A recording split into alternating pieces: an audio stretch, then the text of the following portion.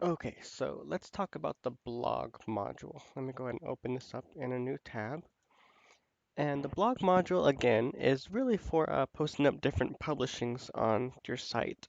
So this is the blog module, and you'll see in the navigation here, it's digital department, the training department, and then blog. This / blog is actually what's taking me to this blog module.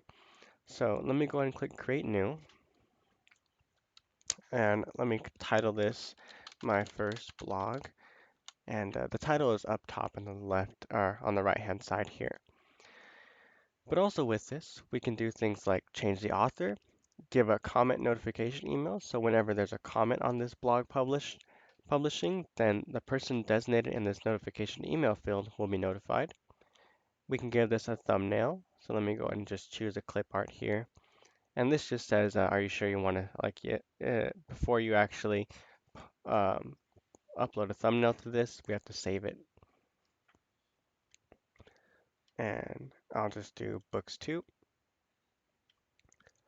Okay, then we can do publishing. So this is publishing today. It's lasting all day or at an all day time. It doesn't really make sense, but this is just obfuscating the day really.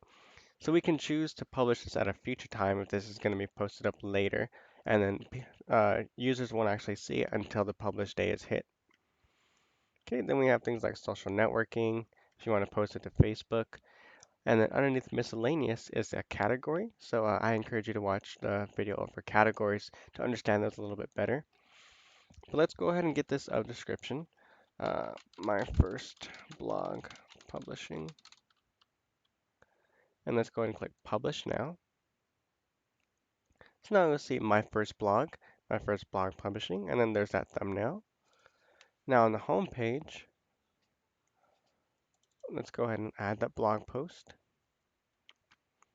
And see, blog posts, my first blog post. So it's pulling directly from this blog module. Let me go ahead and move this down.